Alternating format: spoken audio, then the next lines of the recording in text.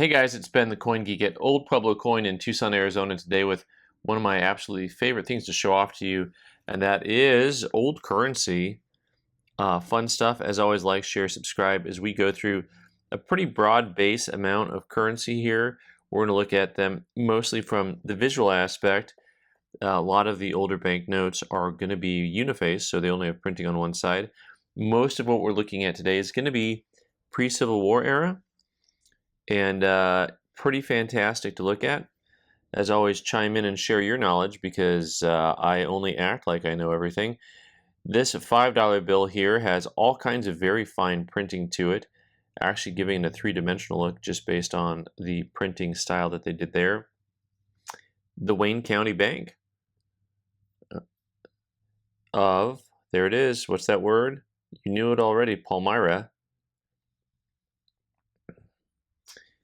And just a cool looking banknote. You here have a visual of a guy getting his drink on in the field. Looks like Mary's pouring him probably some tea, something like that. And this guy is filing his nails. Actually, I don't know what he's doing. But then again, I am not from an agrarian culture myself, so I do not know offhand. So a lot of these banknotes, I don't have the actual research on done yet, but these guys here, you'll see when there's a spot for a signature and there's no signature, it's called a remainder.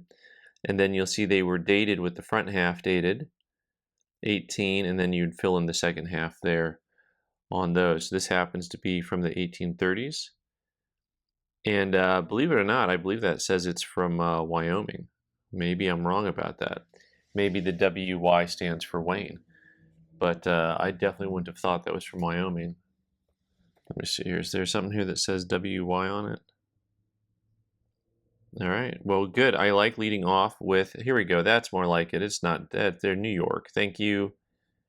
Thank you, the New York Safety Fund. Rochester Clearinghouse will pay to the bearer $1.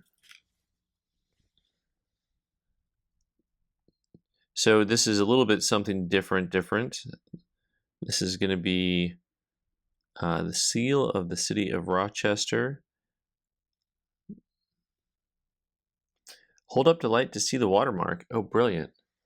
And do I have my water light? Do I have my light by me? Of course not. Why would I be prepared? I'm going to see if I can get the watermark anyways.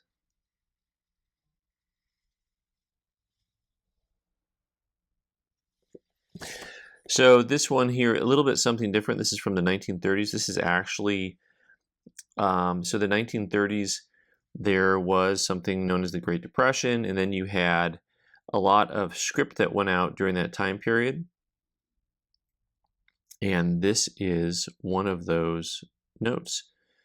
So pretty interesting piece of history. I think I've had, maybe I've made a video about the stuff from the 30s, but maybe I haven't. I can't remember at this point in time. I'm just here to show off how cool this stuff looks. So this is, once again, we've got the state of, you got to go probably all the way over here. Where's the state of? State of New York. Up top, state of, bottom, New York. The Lions Bank, Wayne County, $2. And all these really cool little signatures on here.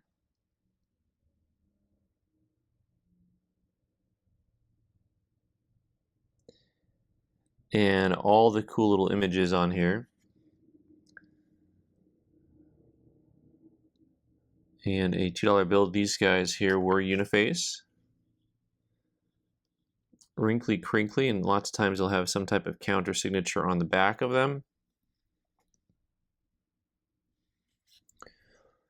The imagery on most banknotes had a purpose to it. I don't know what Jason's doing on the back of this one. That's kind of scary. There we have possibly some coinage coming out of that cornucopia. Michael Myers is actually what I was thinking of right there when I saw that face. Very Michael Myers. 18. I'm going to say that says 62, but that handwriting is just as bad as mine. if not worse.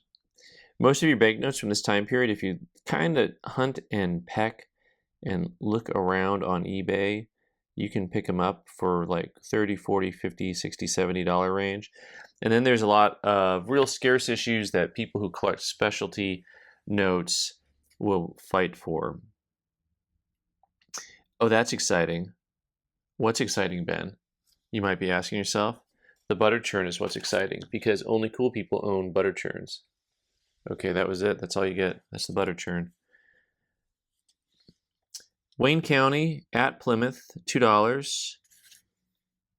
Here we go, 1838. There we got a clear date on this guy. Nice signatures. Real estate and private property holding. So the banking system was very different pre-Civil War. Banks were entirely private.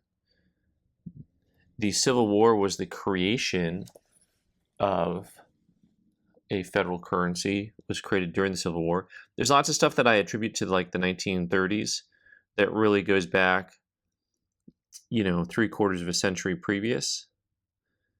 Here's the Wayne County Bank, another one of Palmyra. This is, I think, the same series as that 5. It's a very similar design the 5 had, that this 10 has. But having a federal currency, I mean, a lot of people blame the Federal Reserve for things, but honestly, the beginning of a federal currency of any kind was the Civil War. Before then, it was all privatized banking. If you think of a credit union in a way, that's almost what most banks were like. You really had groups of people oftentimes that would come together to create a banking source for community. This is kind of wild here. Let's see, the mayor and common council of the city of Rochester. So like I was saying, people were coming together to put together banking systems, 1838, 1839. Promise to pay, and then you have a name printed right on there. So oftentimes they would have a single payer for banknotes. So that's something that you see mostly on colonial currency. So you'll see the pay table made out to, one specific person. Here's another unifaced note. But you'll see it made out to just one particular person. Hey, is this a Hamilton note? Look at that. He had a lot of kids. I wonder if this is one of them. I don't know if that's Thomas or... It's not Theodosia, that much I know. Very neat piece of history. Let's see here. The Rochester Canal Bank, $1, 1840. Also, I find it fascinating that people consider the 1917 quarter to be 1916 quarter, 17 quarter to be scandalous. This is 1840. Another unifaced note. Just because I know that the imagery of half-naked women goes back quite a ways. And I don't know, I don't really fully know or understand how those stories all fit together, to be honest with you. So this is kind of cool. So this one here, you see these holes. This is actually a specimen piece. And so it's actually backed, like the other ones are really thin. This is backed on like a cardboard paper. So the note is kind of like two pieces here. Probably the note on the cardboard paper. Pennsylvania. And then we've got, Pennsylvania is really known for pineapples, apparently. I learned something new every day. Waynesburg. And that ain't no bull. And this says property of American Banknote Company. So this was a specimen that was used to show off their printing and preview a specific note. Very nicely done. And they always look so good when they're new and crisp like that. And then they've been circulating a while. They should show what a circulated example looks like, because here's another one for the farmers. This is what the farmers and, is that word drovers? Drovers, drovers, farmers and drovers bank. Yeah, that's on both of them.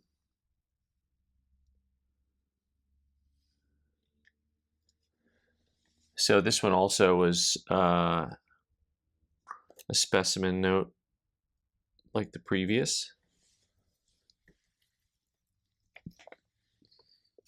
Wayne County Bank, Palmyra, 5. Oh, we did this one. Actually, we didn't do this one. We did one that looked like this. Another remainder with my guys. Also, I know people who collect things just with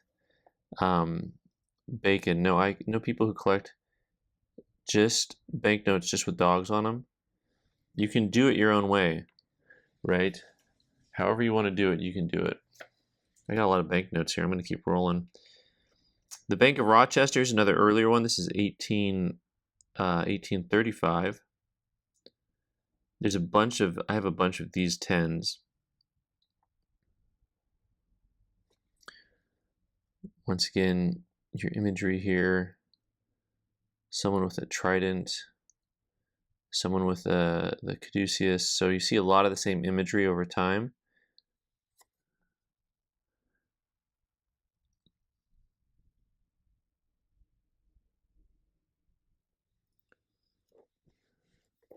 Also uniface. So I think I've got quite a few of these guys. Let me see here. Yeah, got like 4 of them, varying degrees of condition.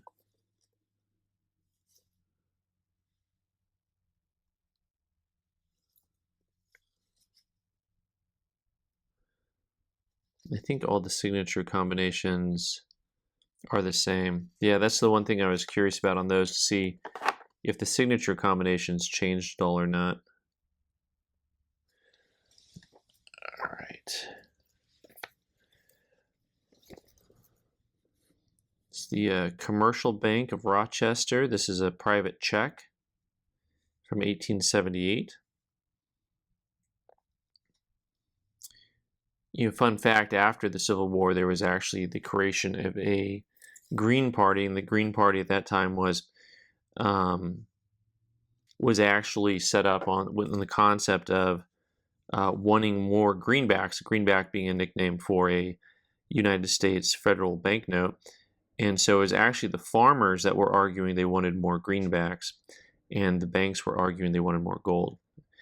So this is the Commercial Bank. This is the Flower City National Bank. For those of you who don't know where Flower City is, it's right next to Spatula City, also of Rochester, New York. This is cool because this is a $3 bill, Farmers and Mechanics Bank. Some more notes from Rochester.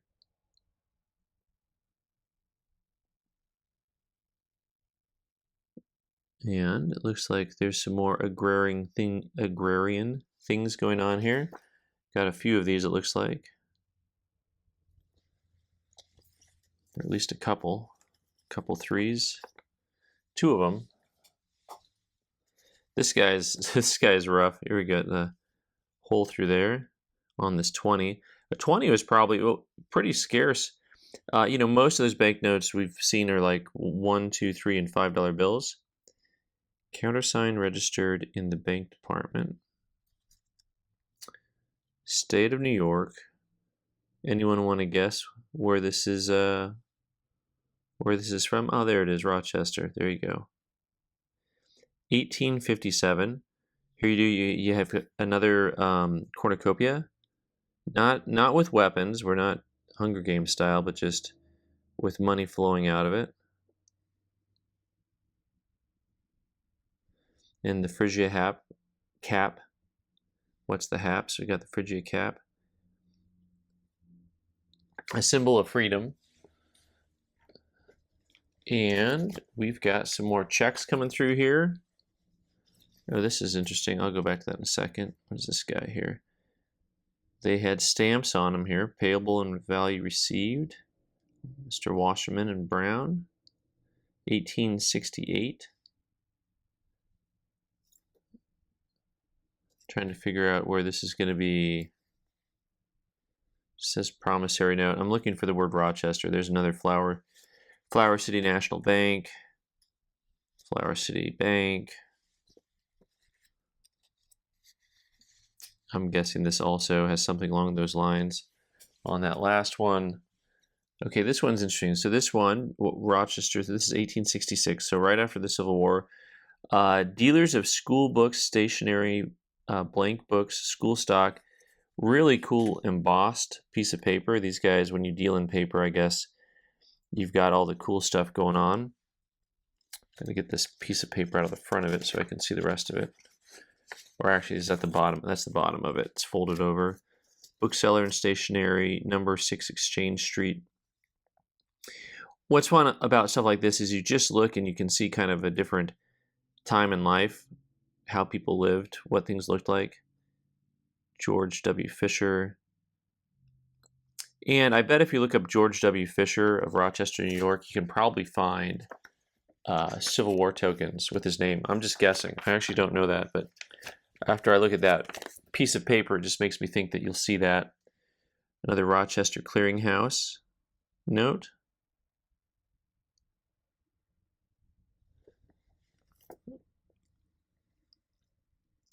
From the 1930s. All right, bottom of the barrel, guys. What are we getting to here? Still got a handful to go. We're almost done. Rochester Canal Bank, $2. We got Ladies in Waiting. We got Angels. This is interesting because I think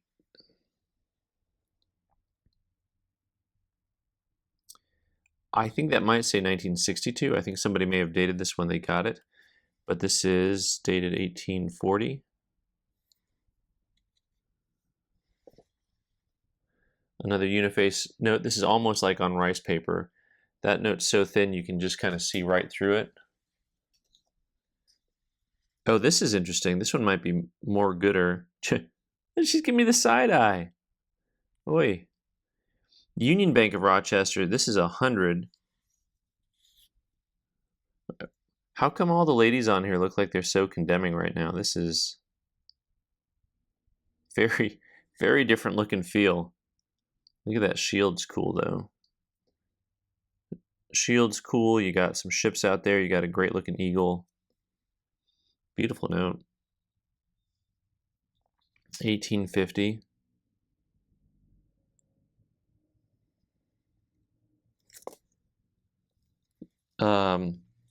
So interesting. It's cool looking because it says proof on the back, which would make sense since it's backed on something. It's interesting because it's also kind of like hand signed, but also looks like it was canceled. See these slits in the paper? That's a sign of a note that's been canceled, and they'll put slits in the paper. So it was like they printed it, they signed it, then they slid it, and then they put it on paper. That's what it looks like. Just trying to figure out what all these ink marks are over here. I wonder if there was writing on the back under there. Rochester, Monroe County, New York. Exchange Bank. This one is, I think, during the Civil War. Does this say 1862? Looks like it, 1862.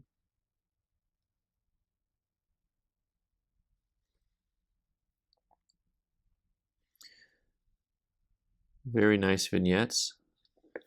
This was a big deal back here, 1862, and you had 2 colors. That's a pretty neat banknote there.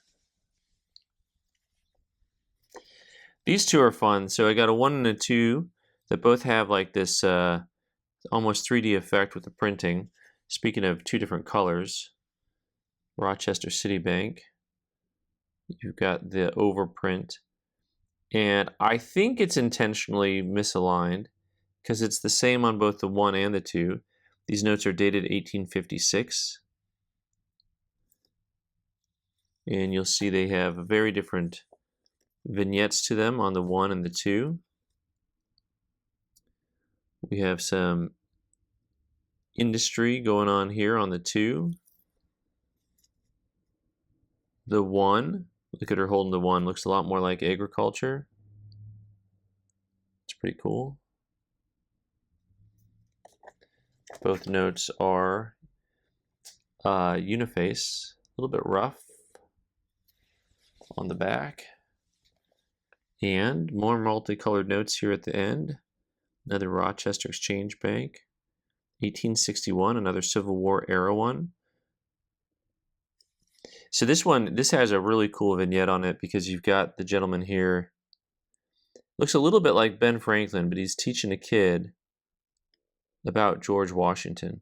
So he's got the bust of George Washington there, and the kid has their hand on their chest like in an expression of, oh wow, that's interesting, or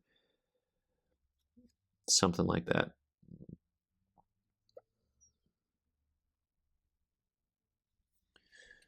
So pretty cool note, also uniface.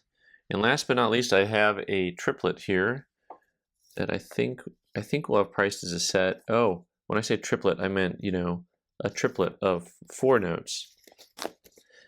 Let's get this right. Here we go. Monroe County Bank of Rochester.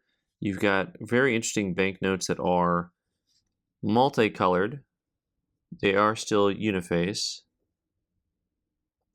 This is the $1 bill, and you'll see you've got a very big building. What is that? 5 stories? 1, 2, 3, and 4, and 5. That's wild.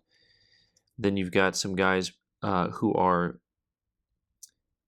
making metal happen, mining and minting metal, making some slag turn into something usable, it looks like. Or it's an early Starbucks, one of the two. So then there's a $2 bill. So we go from the mining, and now we have hope. We've got an anchor. We've got a harbor.